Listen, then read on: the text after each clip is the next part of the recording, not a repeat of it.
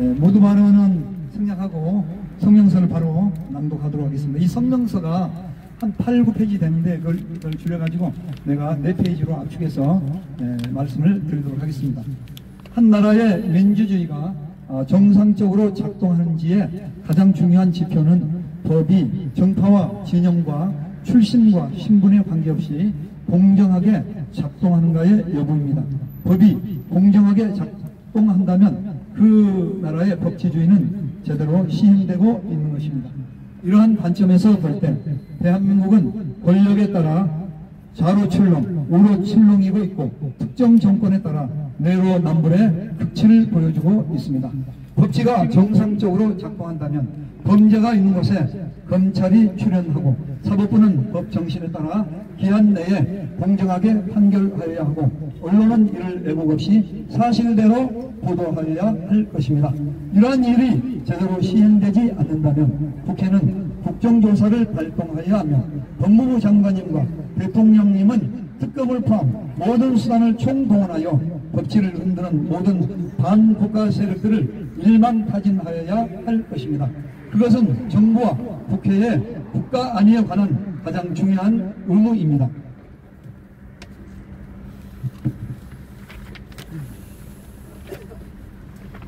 그러나 대한민국의 검찰은 무너진 법치 앞에 아무런 조치를 취하고 있지 않고 수수방관하고 있습니다.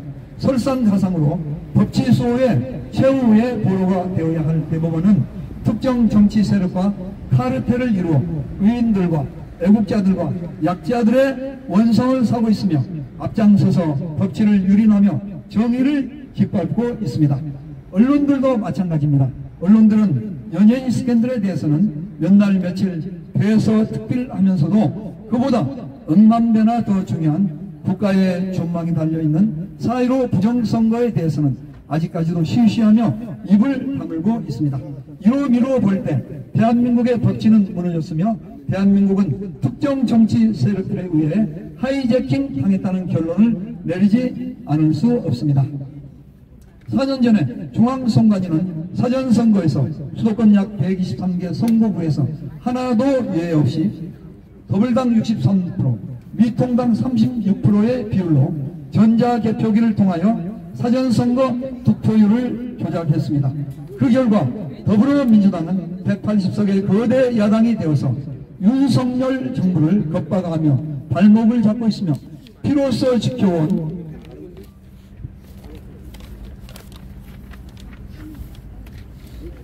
자유민주주의를 사정없이 파괴시키고 있습니다. 얼마 전에 더불어민주당 이탄희 의원과 조국 씨와 정동영 씨가 내년 선거에서 더불어민주당이 200석 이상 차지할 수 있을 것이라고 하였습니다. 이준석도 같은 말을 했습니다. 이런 말은 아주 심각한 말입니다. 중앙선관위가 내년 총선에서도 더불어민주당에게 200석 이상 승리를 이미 결정해 놓았을 것이라는 것을 염두에 두고 하는 말일 것입니다.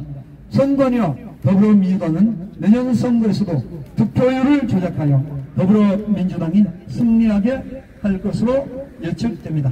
그 이유는 200석 이상 승리하면 윤석열 대통령을 직무정지시킬 수 있고 그렇게 되면 윤 대통령이 부정선거를 더 이상 수사하지 못할 것이기 때문입니다.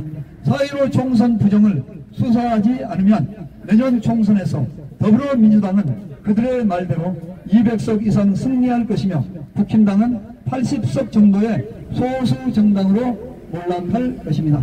사전선거와 전자개표기를 사용한다는 것은 부정선거를 하겠다는 의지의 표명입니다. 그러므로 독일과 대만처럼 사전선거 없애고 전자개표기를 폐지해야 합니다. 여러분 그렇지 않습니까?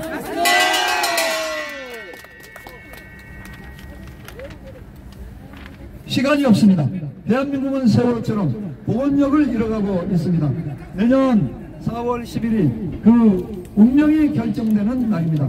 그날 중앙선관위가 더불어민주당의 200석 이상 당선을 발표한다면 윤석열 대통령님은 1개월 이내에 직무정지를 당할 것입니다. 한동훈 장관님은 적폐청산의 대상이 될 것이며 한동훈 장관님을 대선에 출마하지 못하게 하는 법을 만들 것입니다. 여러분 그렇죠? 네, 그렇습니다. 틀림없습니다. 다시 한번 말씀드립니다. 이제 정말로 시간이 없습니다. 겨우 5개월 남았습니다. 부정선거 운동하는 전문 리더들을 불러서 무엇이 문제인지 진지하게 함께 토론하여야 하고 그들의 발언에 귀를 기울이셔야 합니다.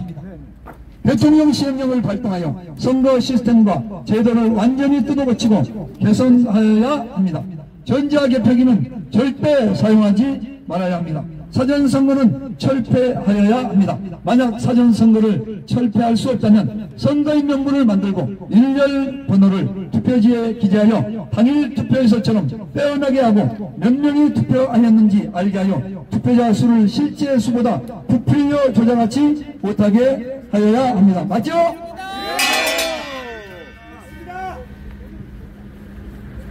또 당일 수개표하되 모든 합산 과정에서 선관위 여야 3관인가 행안부 공무원 초중고 교사들 공사무소와 구청 직원들이 보는 가운데서 합산하고 합산 결과를 수기로 기록하여 그들의 사인을 받고 당선자를 현장에서 먼저 발표하게 하여야 합니다. 맞죠? 지금 40%의 국민들은 윤석열 대통령님을 의혹의 눈초리로 바라보고 있습니다. 왜 부정선거 수사한다더니 침묵하시는가? 무슨 사연이 있는 것인가? 혹시 저쪽과 같은 편은 아닌가? 장관님과 대통령님 앞에 두 길이 있습니다. 이화영의 길과 이순신의 길입니다. 역적이 될 것인가? 만대 빛나는 의인이 될 것인가? 장관님의 선택에 달려 있습니다. 부디 하나님께서 한동훈 장관님과 윤석열 대통령님을 의의 길로 인도하시기를 간절히 기원합니다. 2023년 11월 23일